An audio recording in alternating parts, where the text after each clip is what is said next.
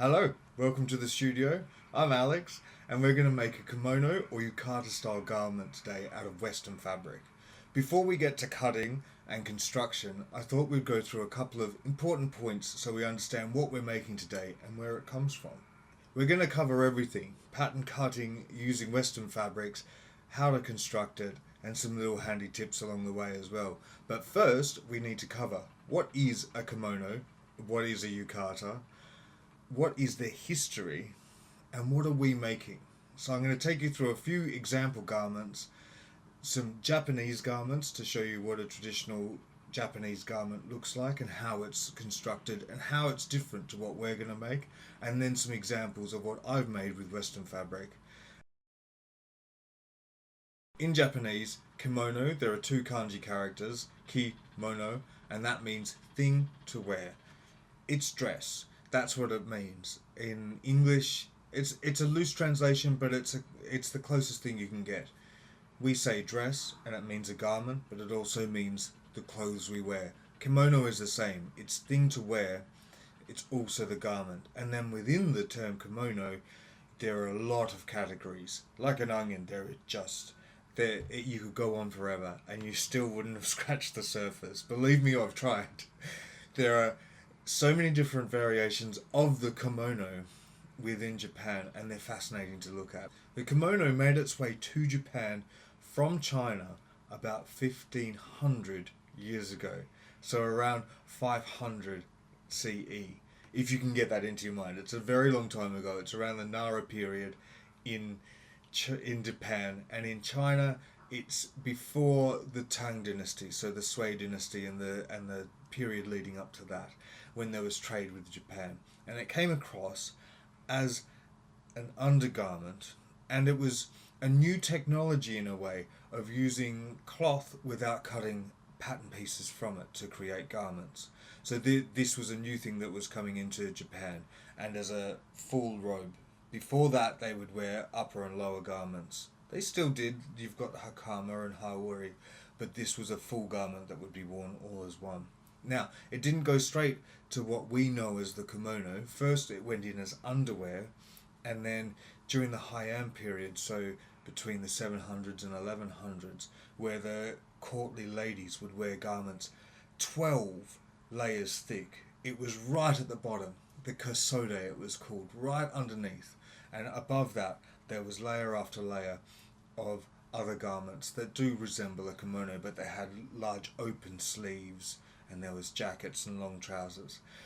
Over the centuries, the kimono moved up through the layers. All the layers came off, but there was a movement, and then it made it to the outer garment, and then as we travel through the centuries, it turns into the garment that we know it today. Certainly during the Edo period, so from the 1600s to the mid-1800s, it was boiled down during the period where Japan didn't shut itself off completely, but definitely closed its borders to a certain extent for around 200 years. And at that point, the Japanese culture was boiled down and concentrated and became what we know Japanese culture today. And that's where the kimono really came to life. There were sumptuary laws during this time where you couldn't decorate your kimono with anything too extravagant because it was getting out of hand for the people in charge. So to circumvent these laws, the people came up with different ingenious types of dyeing. They used yuzen, which we would all recognize if you think of yuzen. It's resist paste applied to the silk, and then colors are dyed on top, so then you get these beautiful patterns. That comes around in the Edo period, which Edo is Tokyo, and then at the end of the Edo period, the name for Edo changed to Tokyo, and that is the mega city that we know today. So the kimono comes out of this city, this melting pot where all of Japan meets, and that's where it really gets turned into what we know it today as the beautiful 8-piece garment. I'll take you through some examples of kimono that I own, and it'll help us look at the anatomy of the kimono, how it's put together, and then the difference between different types of kimono, then kimono to yukata, and yukata to what we're going to make. And you'll be able to see how I've come up with this pattern and why it works. So here we have a samugi. This is a kimono. It's a kimono proper. It's made of silk. It's lined, which means it's an awase kimono. That means a lined kimono. You can see here it's got beautiful, you would call that like almost russet lining, and then the white silk there. And samugi denotes the way that the fabric is dyed. So this is a yarn dyed fabric, which means that before the yarn becomes the cloth, before it's woven into warps and wefts, it has a resist paste or resist ties put onto the yarns, the actual pieces of thread. They're then dyed, and then it's woven together, and it creates a pattern. So it's this intricate, meticulous way of creating a surface design it's mind-boggling, and it would make you go blind if you tried to do it. It's unbelievable. I don't know if you can see quite, but there's this, I'll bring it a bit closer into here, see if it stays standing up. There we go, it doesn't fall on me. Can you see that? There we go, we can see this line. Now, I'll include a close-up so you can see it, because it is so intricate. But you can see the black, that's the colour of the fabric, that's sort of the base colour. And then this blue part is actually tiny little dots where they've managed to put a resist onto the actual yarn, and then dye it this beautiful blue. It looks like some kind of sea creature, doesn't it? Absolutely stunning. So let's get into the anatomy. This is a kimono. It is for a woman. It has a miyatsuguchi here, so that helps when dressing in the kimono, because women have a large obi that comes up to sort of here on their chest. They can get in and do all the tying and sort of, there's a lot of shuffling and maneuvering the fabric around as you get dressed in a kimono for a woman, because of all the accessory garments that they have to put on. So that's how you tell that that's a garment for a woman, is that it has a miyatsuguchi. And then it's got the beautiful sleeve, which is lined as well. And here's the traditional kimono sleeve as we know it. You see how it hangs like this. The sleeve in Japanese is called sode. So this is the sleeve bag, and that's the sleeve. The collar on a kimono, on a traditional kimono, is lined and left open. Now, I'm going to just remember that part, because as we come to the next garment and then the yukata, you'll notice that the collar is turned and closed the way you think a collar might be closed, like a waistband. But on an actual kimono, it isn't. Up the top it looks as if it's closed, but if you listen, did you hear that? They're poppers. So they're attached to kimonos these days, but what you would have done in the old days before they had poppers is you might have a little button sewn in or something, but when you dress in them, you fold them like this, and then they get wider as they come down. They're nice and narrow up the top, and then as you come down, the collar gets wider. So it's a lovely optical device as well. But the collar,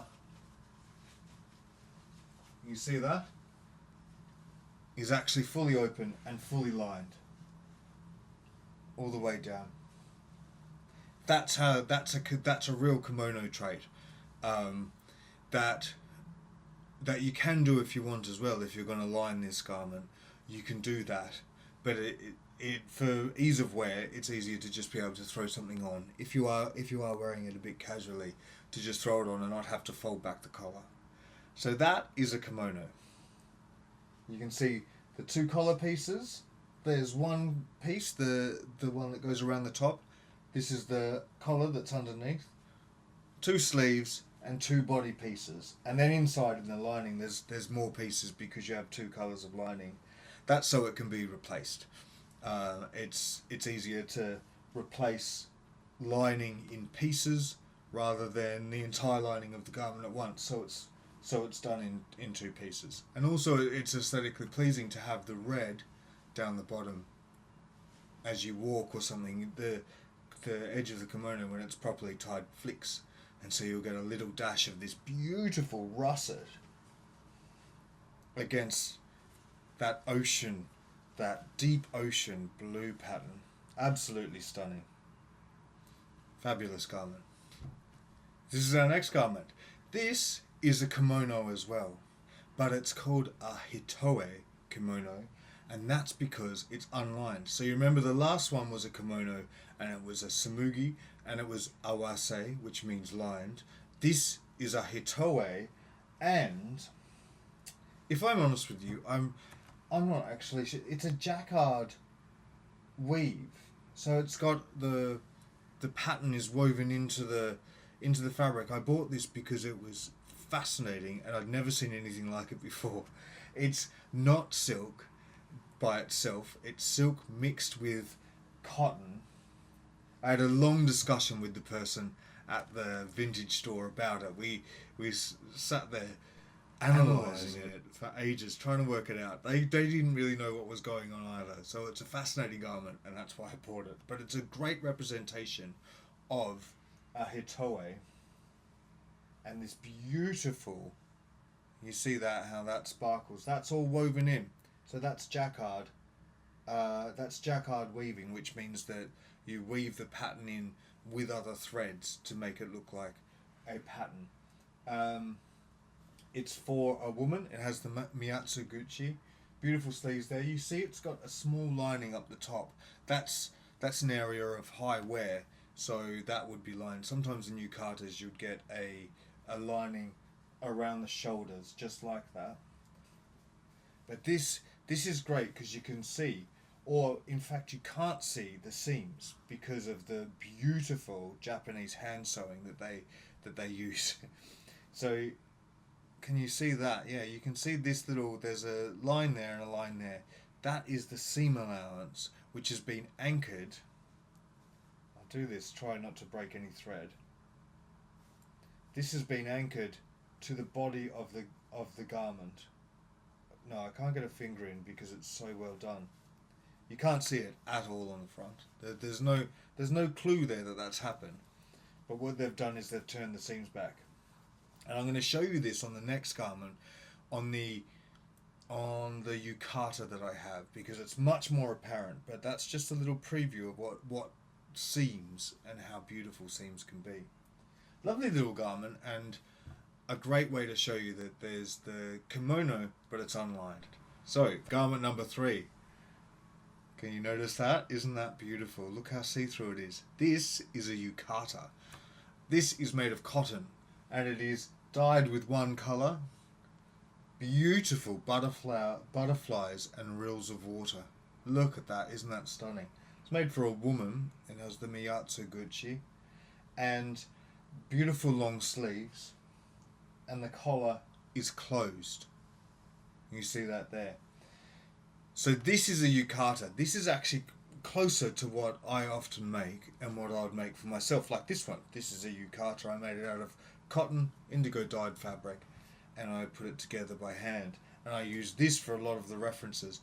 It's a fantastic, if you can find a Japanese handmade yukata, it's a great reference for your sewing if you want to do one yourself, because it's unlined and because the seams are easier to see. So on that last, on the hitoe, because it's made of silk and it's very meticulously made, it's very hard to see what they did because it's hidden so well. This one isn't so much, but there's a beauty in that. There's so much beauty in being able to see what has been done. So I'm going to lift it up. Hopefully it doesn't fall on me, and we'll have a look at some of the seams. And this will start to give you an idea. You'll be able to, once we start looking at how we make the garment, you'll start to understand why we make it in that way. Now, on the hitoe that we looked at before, we looked at the seam here between the front overlap, or the okumi, and the body piece. And this is much easier to see, because here, that's the selvage, and then along here you have the seam. So you can see, what I always say about making kimono is you never subtract from the fabric. So often when we're sewing, you subtract from the fabric. We're cutting curved pattern pieces from patterns, and there's wastage, lots of scraps that you throw away. When you make a kimono, there isn't. There's a couple of squares, and in Japan they use that for all kinds of things. Sometimes they cut them and then use them as a binding around the seams. They make maybe tobacco, they used to make tobacco bags out of them, or little purses. Every bit of the fabric's used, and you don't throw it away. You certainly don't subtract from the fabric to adjust the size. So this is the seam allowance on this yukata. It's 2 inches wide, 2.5 inches wide actually, I measured it. 2.5 inches of seam allowance, because this is made for quite a slender Japanese lady. This is Japanese, it was made by hand in Japan. So this is the body panel, it's only 24 centimeters, around I think around 10 inches wide. When you consider that the piece of fabric is 15 to 16 inches wide, so 40 centimeters wide, and she's brought it down about a third of that because they're slight. And it's made like this and kept like this. One, you're not wasting fabric, why would you? And then also, if you were then to give this to someone else, because they are made to be handed down, so you hand it down to the next person in the generations. If that person was, say, a little wider than this lady, you would unpick the entire garment and you would put it back together with different seam allowances. You would make the seam allowances smaller to fit a larger body. And if the person was even smaller than her, you would make the seam allowances larger. Now, it's an anti-fit garment. It wraps around, it's loose. It doesn't have to fit the body perfectly like that. But that's how they do a little bit of fitting, so it doesn't. If the woman who wore this wore my garment that I've made, it would swamp her completely. So that's where the fitting comes in. There's a little bit of length considered, and then there's a little bit of width considered with the seam allowances. Fascinating. Great way to have a look. If you find unlined garments, then you can see the seams, and then you can find out the secrets of how they make things. So I'm going to show you a couple of things that I've made with this pattern that you can make as well. This is made from fabric that is 60 inches wide, 150 centimeters, and you'll understand what that means later. It's the wider fabric. This is linen, it's black, and it's got sleeves. If I just move across there, the sleeves fall to 75 centimeters, half the length of the actual garment, and 75 centimeters is 30 inches. So it's a lovely sleeve, and it hangs beautifully. I made it from linen, and it's a yukata in the style of what we were just looking at. It's a yukata, and the sleeves are the raw edges that you'll have are turned back in the way that I'll explain later. It's a bit hard to see because they're black. And then I've also, once it was sewn, so this is a bit back to front, but you can do this with a heavy, it's not heavy, but it's a mid-weight linen like this. Once it was sewn, one night in a mad rush, I got out the silver paint and a paintbrush, and I painted this motif of grass on it that goes all around it. It's absolutely beautiful. It's a mid-weight linen, so it's not the coolest thing you've ever worn. It's got a bit of weight to it, so it's actually quite nice. I wear this over sort of house clothes like a t-shirt and some trousers, and it's really comfortable to wear so you can have a bit of a draft, so the house is nice and breezy and not stuffy, but it keeps you warm, if that makes sense. It also used to wow the delivery drivers when I would run out to get my takeaway food that night, and I was wearing something like this. I'm gonna pick it up and I'm gonna lift it up so you can see the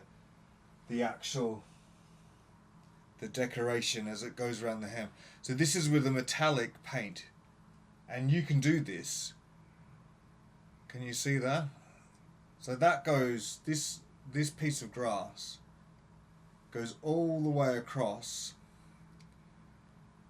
down to the hem, where I have what I would describe as a beautiful confusion of silver metallic paint down there. If I lower this nice and gently, there we go. Absolutely gorgeous. You can see its transparency just here. You can see that pink book behind it. And it's just a little bit transparent. It's lovely and light, but not too light, if you know what I mean. I live in the UK, so you don't want anything too cool, to be honest. That said, the last couple of months, you kind of did. Absolutely gorgeous. And in the black as well, so just black linen, plain black linen. That's what that's made out of. Here, we have probably my favourite yukata that I've ever made. I wear this basically every day, over the top of house clothes or tied up with a belt if it's hot. It's made out of cotton lawn from Japan. So this is Japanese fabric, but it was 110 centimeters wide, so 43 inches wide. This is the other version. So the last two I've shown you have been 60 inches wide, 150 centimeters, or the wider width of fabric. This is the narrow width. So this is just beautiful. I wonder if you can see how transparent it is. Oh, it's a bit hard with this lighting. It's just a tiny bit transparent. So it's a cotton lawn, one of the most comfortable fabrics you can get. Absolutely gorgeous. It's got a closed collar, and you can see the seam coming down here that I've turned and then pressed open, which we'll cover when we're doing the construction. There's a coat hook, a very well used coat hook actually. Absolutely beautiful. Now I'm showing you this one because it has a stripe, and like with this garment here, there's a seam right here, and I've lined up all the stripes. I've lined up the stripes on here as well.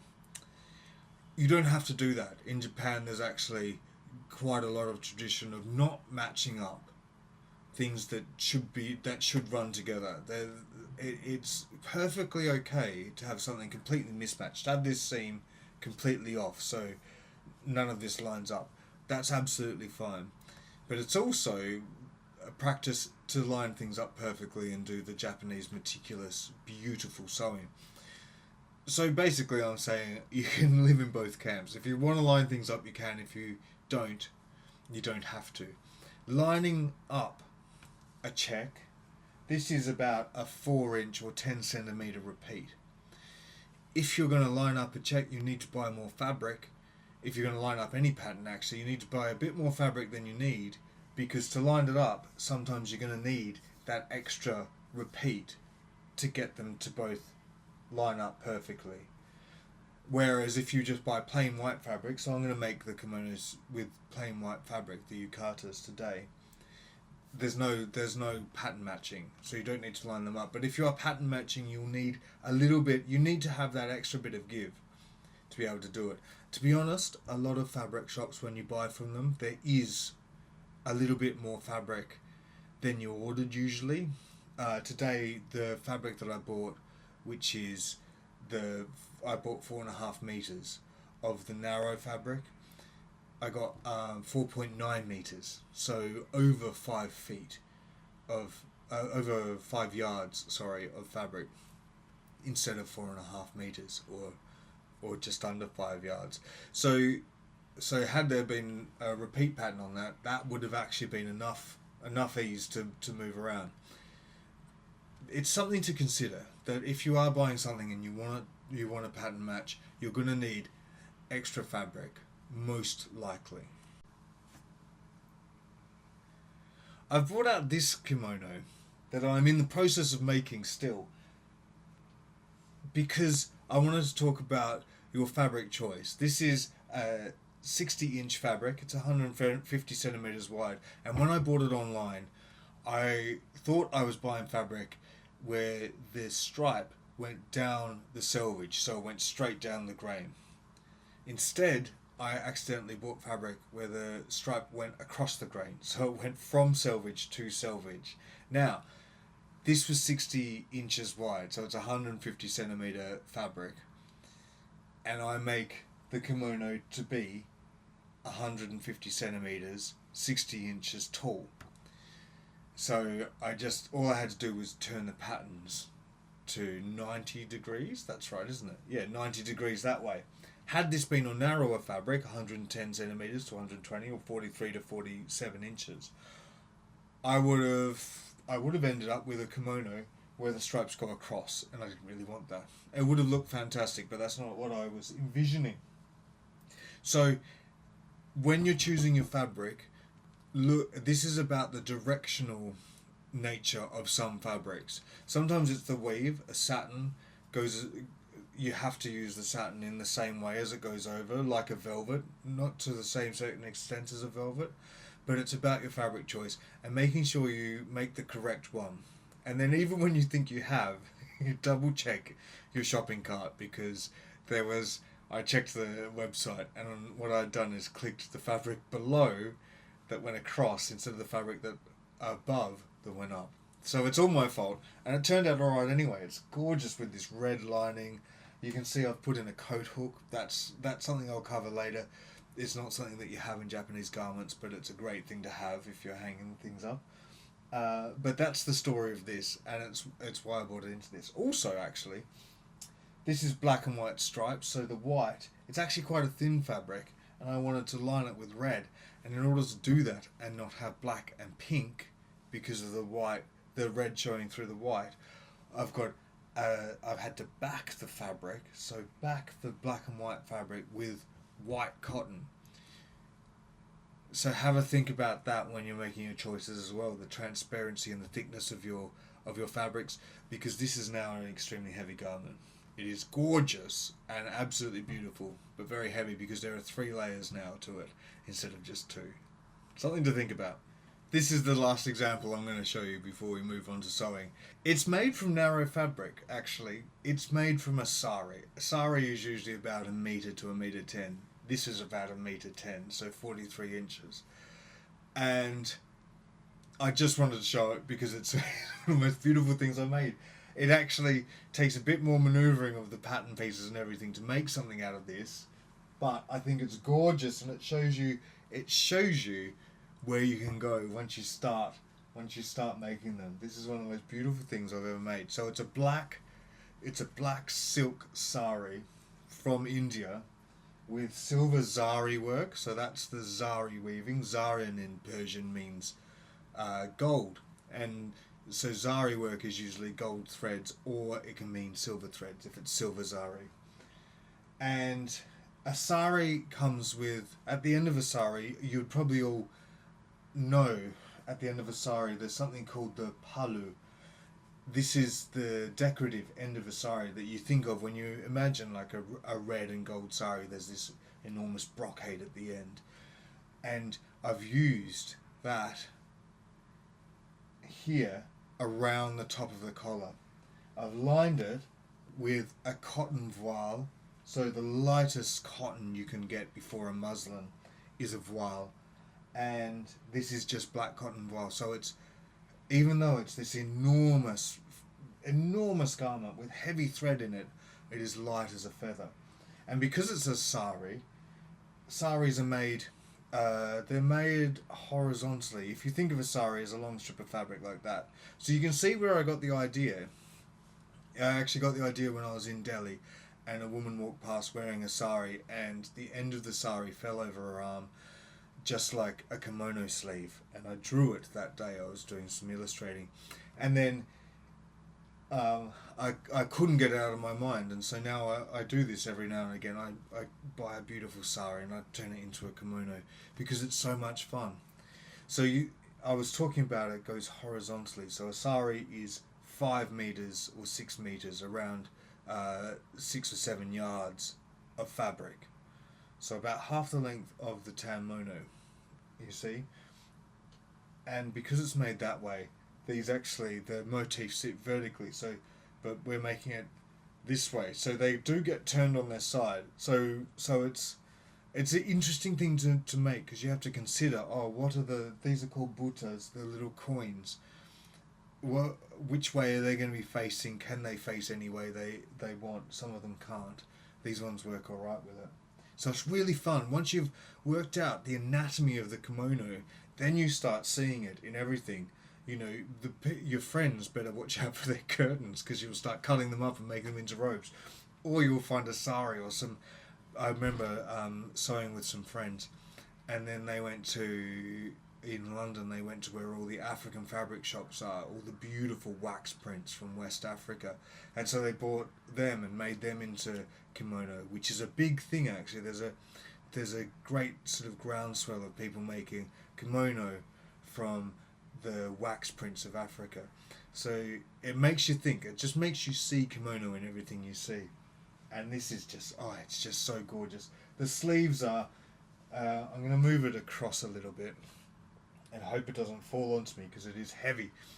The sleeves are 1 meter long, so they're over 3 feet from the wrist. They fall down, so the actual sleeve piece is 2 meters, or what's that in feet? 2 meters. It's 6 feet. 6 feet from seam to seam for the sleeve. And then, if I lift it up, the border of the sari I've used for the hem. So instead of hemming it, I've bordered it. And bordered it on the inside as well. So when you walk, you see that beautiful zari work, and there's always a little bit left over. So I made an extremely long obi style belt, which is double-sided out of the borders. This isn't from the pattern today. I've definitely used what I've learned from making the pattern to make this, and that's my point, is once you've made the pattern a few times and you understand it, you know what you need and how things need to be, you can start searching for kimono in everything you see. Isn't it gorgeous? Look at that in the light. The way that silvery thread just sparkles. Everyone should try this. It's absolutely fabulous. Make one out of cotton first. Don't go cutting up a silk sari before you know what you're doing. But definitely give it a go at some point.